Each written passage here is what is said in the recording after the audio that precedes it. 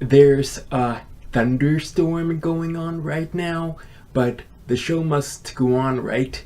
Because I've given you two plosives, the b and the p. So it's time to move on to the third one.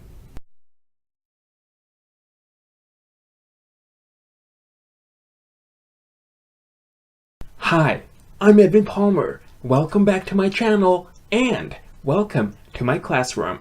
This is the 23rd lesson in my series on how to speak Swedish like a native Swede.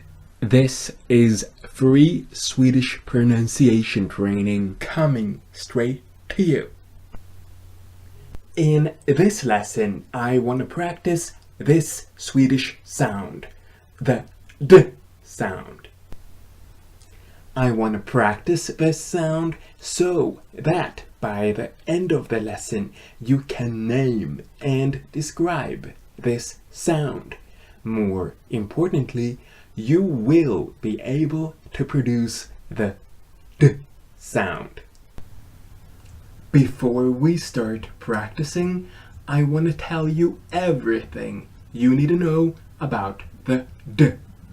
Let's start with this. What is a consonant? A consonant is a speech sound which we make by completely or partly stopping the flow of air which we breathe out through the mouth. The D sound is a consonant sound, and we call it the voiced Denti-Alveolar stop. This name tells us how we physically want to make this sound.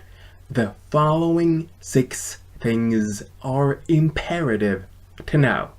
1. Its manner of articulation is occlusive, which means we produce the D by obstructing airflow in the vocal tract. Since the consonant is also oral, with no nasal outlet, we block the airflow entirely with our mouths before we release it.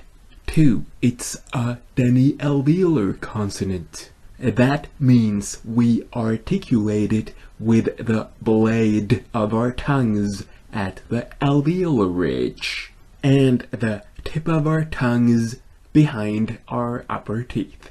3. Its phonation is voiced, which means we vibrate our vocal cords during the articulation. 4. It's an oral consonant, and that means we allow air to escape through the mouth only. 5. It's a central consonant, which means we produce it by directing the airstream along the center of the tongue rather than to the sides. 6. The airstream mechanism is pulmonic, which means we articulate it by pushing air solely with the lungs and diaphragm, as in most sounds. So the D is voiced because we use our vocal cords to say it. It's Denti-Alveolar because when we say it, we put the tip of our tongues behind our upper teeth and the blade of our tongues at the alveolar ridge. And it's a stop sound because we stop the airflow with our tongues before we release it. Pause the video and try it. D, D, D. In a minute or so, we're gonna do the exercise, but before we do it, I wanna remind you of 2 important things. Number 1, practice this sound in front of a mirror. Because by practicing in front of a mirror, you can check the movements of your mouth as you do the exercise.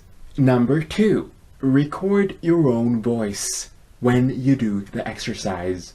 Because if you do, you can listen to that recording afterward, and when you listen to it, you need to keep 3 things in mind.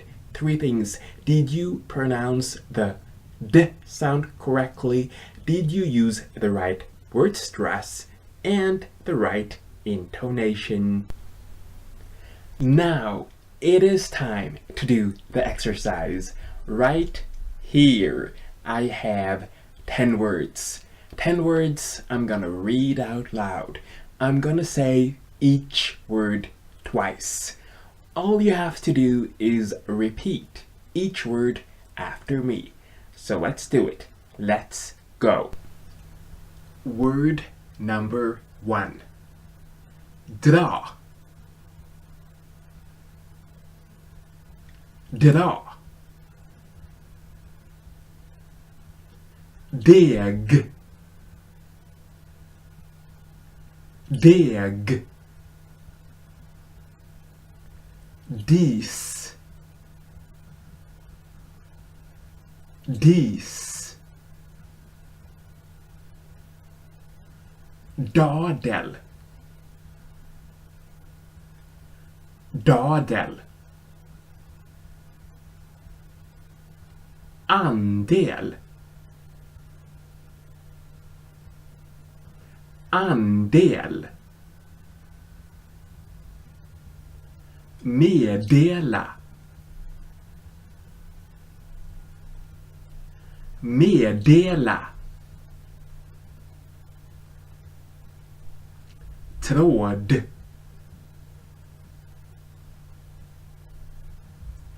Tråd.